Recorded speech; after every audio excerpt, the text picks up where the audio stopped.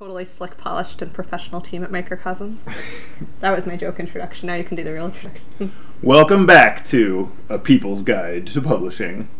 I am your host, Joe Beal, the autistic publisher, and this is my business partner, Ellie Blue, the sane voice of reason. So they say. And this week, we are going to talk about the most riveting subject of all, workflows. So we traveled to New York a few weeks ago for Kickstarter's Next Page conference. It was a conference about the future of publishing, and it was really one of the more interesting publishing conferences I've ever been to. Normally, there's a lot of hand-wringing about Amazon and not necessarily a lot of looking to the future, except for people freaking out about, what do they call it? The Bitcoin thing. Or ebooks or whatever. Yes, the Bitcoin thing. Anyway, no patience for that. But this time there were a lot of amazing topics discussed, and much to my amazement, everybody kind of showed their extreme professional nerdery by really getting excited about the topic of workflow when Joe brought it up in his panel on money and the business of publishing. So we wanted to talk a little bit about workflow for this episode of our vlogcast. Is that what we're calling it? Vlogcast is a great innovation. I love it. All right, for this vlogcast, we are talking about the very sexy topic of workflow. Joe, can you define workflow for us? Every day, I come to work. Well, not every day. Monday through Friday, I come to work, and there's a series of things that I have to do in a specific order, not just for my own sanity relative, but also because the things that I do affect down chain every other person at Microcosm. So, for example, when I show up, I not only make food for my boss, Ruby the dog, but I also immediately have to process and approve the paperwork from receiving that we've gotten in the past 24 hours, check that the paperwork is correct so that the people that work in the warehouse can actually enter that data and receive samples, so I process those to see what we will be ordering and what we will be laughing at and what we will be politely declining. Just that a lot of the samples that we get are far outside of the range of what we would ever actually sell, and really seem to be publisher mandated samples to send to every possible and non-possible accounts. And just going through a lot of, putting catalogs in a place to go through later, things like that. So much of the workflow is really enabling other people to do their jobs. So a lot of times returns notices get put on my desk by accident, so I take those to Sydney, the operations manager, to input those returns. And so the accounting is correct when, at the end of the month, we send out overdue notices. The notices are correct. So somebody isn't being told that they owe money, and then everybody wastes a whole bunch of time explaining how that money is current. And that's a great example of my next question was going to be what are the impacts of not having a good workflow, or of having kind of a dropping the ball in your workflow. And that's a really great example of sending out overdue, someone doing the work of sending out overdue notices, and then somebody else at another company having to do the work of being actually we did pay, and then you having to find some piece of paper somewhere. Right. And I mean, I would honestly call that, you could call it workflow, but you could also call it being organized. Mm-hmm. Yes, being organized. A much sexier topic. But then there's also, I think the thing that is, you can be as organized as you want for your personal reasons, but you also have to, really kind of cater that or your personal organization system to other people's needs. We are an independent company, meaning we do not solely rely upon any one supplier or vendor for any one thing. I feel like that is the definition of independence. We could literally walk away from any one of our suppliers or vendors and not be impacted. Still, there is that everyday gray area between this is a stupendous vendor that I would recommend to everybody I meet, and oh my god, stay as far away from these people as you possibly can. And a lot of it really is in that gray area. So it's I deal with a lot of things where you watch over years how other companies will try to defer their expenses to their customers, and in a lot of cases that's done by outsourcing a warehouse, and then by sending faulty shipments, and then by putting the burden on the customer of proving that the shipments were faulty.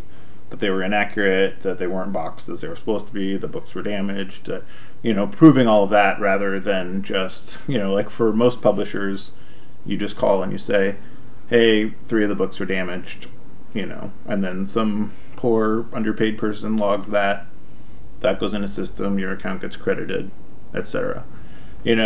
But you run into this a lot where people are trying to cut their workflow, and then in the end, what looks like it would be a cost savings actually creates a giant cost center for that company.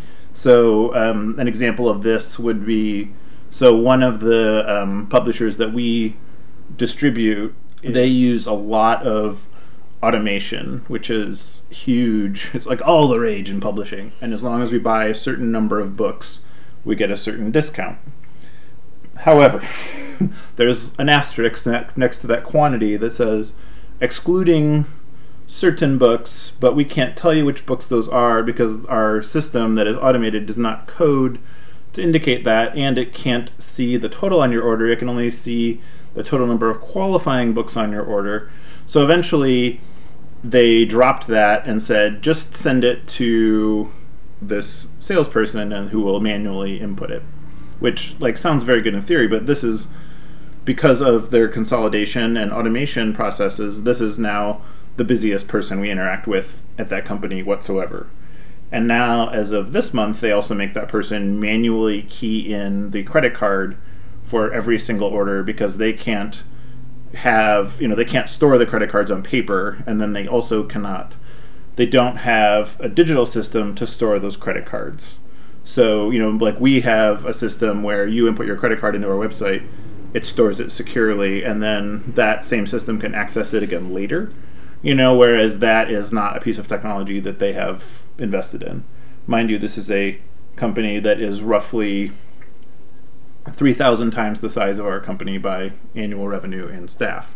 So, bearing in mind, they can afford it. But so all that told, what results from all this is just a lot of mistakes. So we'll send an order in February. We will have expected to receive it by March. In April, when we check on it to say, hey, we still haven't gotten any of the books from that order, they say, oh, whoops. And again in May, we say, hey, we still haven't gotten that. And they're like, oh, well, we changed the policy and we didn't tell you, and so now it'll work this other way. And, the result of all this stuff is that, I've never seen any other industry where it's so hard to say, I would like to give you money, because there are huge impediments of it at every level. And I wonder if what's happening is as publishing scales up and as all of these large companies consolidate, which is currently the trend, we're seeing people, we've learned this too, we've both grown and then grown together, Microcosm, from a very small company to a medium-sized company.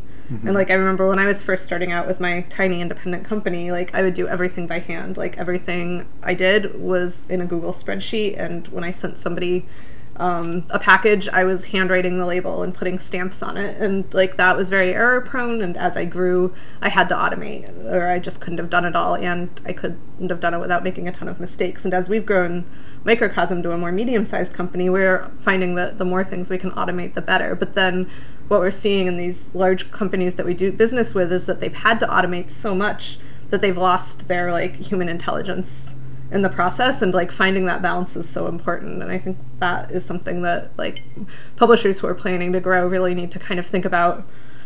How can you make your processes more automatic and let the computer do the work for you, but not let it do the thinking for you. That is an excellent way to put it. And many people in their hand-wringing of the future of publishing mourn the loss of human interaction. But yeah, I think it's not so much that emotional loss of dealing with a human being. It is that so many of the decisions made by automation are absolutely thoughtless decisions that no human being would ever make. Yeah, nobody at our company is mourning the loss of having to spend 6 hours a week manually entering a ton of data.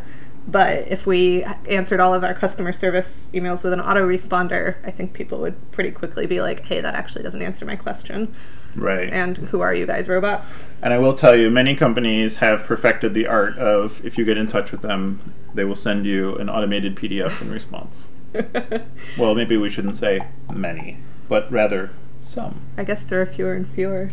Can we talk about more of our own internal workflows? I think having the book done well before you have to go to print is like the best advice that we can give in terms of workflow for publishers of any size. And because it allows you to have enough emotional distance from it to look at it again before it goes to print and then realize glaring errors that you had missed because you were a little frantic previously. And it helps you get better blurbs. So that year of rushing to get ahead was amazing. And the reason most publishers don't do that is because then you have to pay the printer before you're getting the money from the stores for those book sales. But we worked that out through a combination of pre-sales, Kickstarters, and shipping early. So it actually works out. And at the same time, it does wonders for my blood pressure. This has been A People's Guide to Publishing. The Vlogcast. We are your hosts, Joe Beal. And Ellie Blue. Thanks so much, and tune in next week where we discuss search engine optimization. SEO!